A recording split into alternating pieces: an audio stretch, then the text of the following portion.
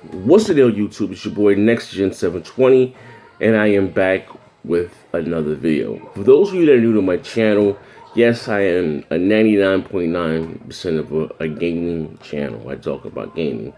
But for those of you that are new to my channel, for those who don't know, I'm a huge boxing fan. Not only am I a fan, I started training when I was about 5. I started competing when I was like 8.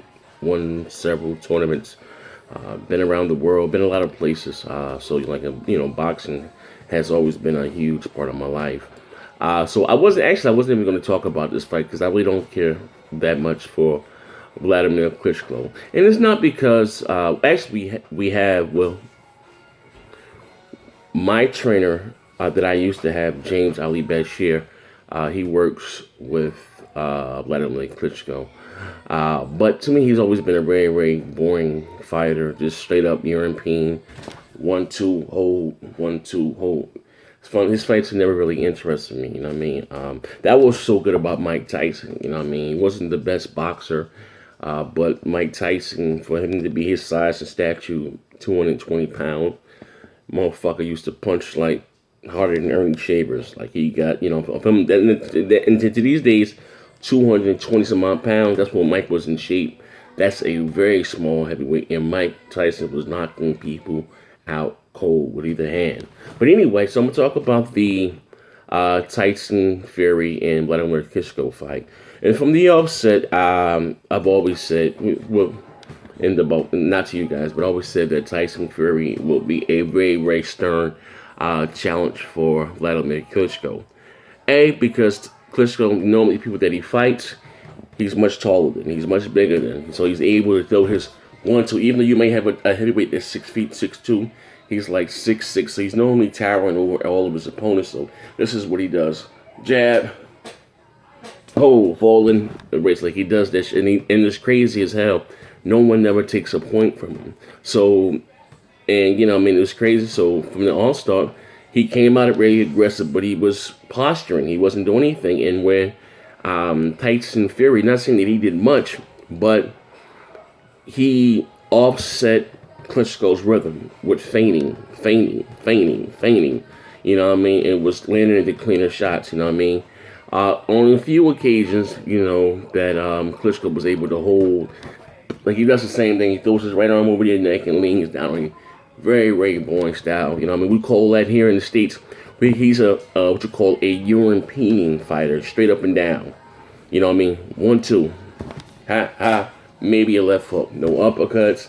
No, you know what I mean? No body work, nothing. He's very, very plain fighter. But like I said, his athleticism and his, like I said, maybe his reflexes has gotten him over for years. The heavyweight division now is, like I said, it's boring. You don't have too many heavyweights that have that skill level. You have Malik Scott. People question his chin, but he can box. I mean, reminds me of another guy that I used to train with named Maurice Harris. Maurice Harris had a horrible record, but Maurice can box his ass off what used to. You know what I mean? He's a little older now. I remember days of us being in camp with, he was Lennox Lewis' chief sparring partner, Maurice Harris. And I remember, he used to go to camp. So like, Lennox probably paid him about $3,000 a week. Like he was Lennox. I would say Maurice was more like I would hate to say a gym fighter. Like someone when in the gym is like just the best, but when it's time to go out and fight, like he doesn't do the shit that he do in the gym. Like I've never seen, I'm being honest with you, I've been around boxing for a long time. I've never seen a heavyweight box like a welterweight. Like the moves and shit that he used to do, I used to pattern myself like, God damn, Maurice slick as hell. You never see a heavyweight throw 6 left hooks, and he was able to. Do me a favor, you guys. When you're watching this fight, right? When you're watching this, put in Maurice Harris versus James Thunder or Jimmy Thunder. You know what I mean? Before he knocked him, he hit Jimmy Thunder with like 6 left hooks. Maurice had, like I said, he had a horrible record. He turned pro at 16. Like he was just fighting for money and never trained. But anyway, he was a small heavyweight. Like I said, he can box his ass off. But anyway, it's a singing story. I remember I was being in camp with Lennox had his camp in the Poconos. And if you don't know Lennox Lewis, question who Lennox Lewis, you guys may know who Emmanuel Stewart is. God bless us, he passed away. Emmanuel Stewart used to train Lennox Lewis. And I remember Lennox sparring Maurice, and Maurice hit Lennox with a right hand, left hook, right uppercut. Spent Lennox's head good. And Emmanuel Stewart was like, God damn it, Lennox, that boy was a bad motor scooter. You out there with that lackadaisical shit. Maurice go knock your goddamn head off. That shit was funny as hell. It's one of the memories I have. Like I said, I haven't been around boxing. Like I said, for boxing to be a big sport, it's a very, for it be a global sport, it's a very, very small circle. Like I said, I remember being in a lot of different camps. Like I said, but anyway, do me a favor. Just, you'll see what I'm talking about. Just search. He's gonna come up Maurice Harris because he's been knocked out a few times. But just search Maurice Harris versus Jimmy Thunder or James Thunder. You know what I mean? You can just see what I'm talking about. He hit, I forgot what round. It was right before he knocked him out. How long the fight go?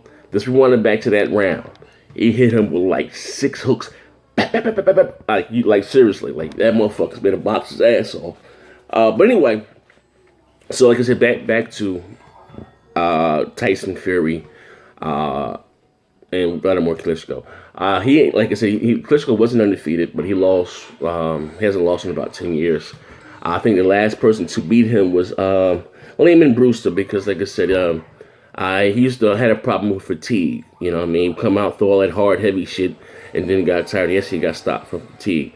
And the man worked with him, and made him a lot better. Made him more not so straight up and down. But like I said, to me, like I said, I knew that he was going to have problems with Tyson Furry because Tyson Furry does have a high boxing IQ in boxing since he was young. Actually, if you guys don't know, in New Jersey, sometimes they used to take the top, and the same thing with New York, just for shows, one night shows. You take maybe the top in New Jersey, New York. You go to England and fight the England team, or sometimes the England team will come to New York or New Jersey and fight us here. And he fought, I believe it was in Madison Square Garden, not at Leeson's. One of the one night shows, and they fought this heavyweight that was pretty good in New York, and they were doing the heavyweight from New York was doing pretty good. Then Tyson Furry caught him with knocked him out. He can punch, hell of a puncher. You know what I mean? Tyson Furry. He had a pretty hard fight with Steve Cunningham. Steve Cunningham almost beat him, put him down a few times. But he has a lot of dog in him, you know what I mean? So I knew that Tyson Furry would give Klitschko a hard time. The fight was postponed. A lot of people have pulled out fights for Tyson Furry because, like I said, he's like 6'8". He can box, he can punch, hell of a puncher.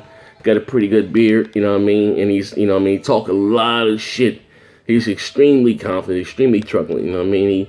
He believes that he can pay. And he went out from the offset. He wasn't scared of Klitschko. A lot of people that fight Klitschko are more or less intimidated by him because of his size and because of his punching power.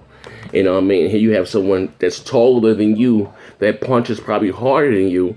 And to me, Klitschko lost the fight leading up to in the press conference. It was all in his head and talking shit to him. And don't get me wrong, everyone talks shit, but like he really meant this shit. Like, I'm gonna beat your ass, I'm gonna knock you out. So the fight was postponed. Klitschko said he had an injury. Don't know how true that is, but you can see Klitschko, like I said, he's no spring chicken. He's about 39 years old. He's been around the sport for a long time. And him and his brother used to be kickboxing. They used to do the kickboxing thing first before they went over to boxing. There's more money in boxing than kickboxing. So he's been around the contact sport for a long time. And to me, last night, he just looked extremely old. It's like, prime example, I'm going to give you guys a history lesson. I remember when Evander had this second coming of his career after he beat Tyson, and Evander was beating everybody. And then he came to, like I said before, Evander Holyfield had problem with big heavyweights like Riddick Bowe. You know what I mean? He had problem. Like I said, style makes fights. I knew Lennox Lewis. I was the only one that bet on Lennox. I won like $5,000 that day. You know what I mean? I knew Lennox was going to beat him. I'm not saying that. And I never really cared for Lennox Lewis because Lennox ain't got the best chin. Not about his chin, but I just, Lennox Lewis, a very technical style fighter. Strong jab, even hard right hand, you know what I mean? And I knew that Evander had a problem with big heavyweights. And Evander got old overnight. You know what I mean? He couldn't pull the trigger anymore. You know what I mean? He had, when he first that was a big time robbery. The first time he fought Evander Holyfield, I was there. It was in the Garden. And you can tell the signs of a shot fighter because one time he's called getting gun shy. Lennox went to hit Evander with an uppercut, and Evander actually lifted his leg up off the ground, like, oh shit, like, you know what I mean? That's a big sign of, like I said, of a gun, somebody that's gunshot. I don't want to get hit anymore, but you know what I mean? Sometimes a fighter can get old overnight. It seems to happen. It seemed to happen with Shane Mosley. You know what I mean? Shane Mosley looked like motherfucking Bruce Lee when he fought Mayoga. When they caught Mayoga with them motherfucking those plastic wraps. With them cement wraps. You know what I mean? And you know, back then Mayoga was knocking everybody out. Of course, he probably been cheating, but when he fought Shane, they said Shane was on that juice, but Shane like the black Bruce Lee out there. Whooped his ass. And then he fought Floyd Mayweather the next fight, and he couldn't pull the trigger. Granted, he hurt Floyd big time. Now, had that been the old Shane Mosley that hurt Floyd like that, he'd have knocked Floyd out. But he landed two big overhand rights in the second round, hurt Floyd bad. Then after that, he couldn't do anything else. Actually, after you hurt him the second time, you know what I mean? Especially people say a lot of shit about Floyd, but Floyd got a lot of dog in him. He got hit with those, it was two, not just one. He hit him with one of them that rocked him, boom.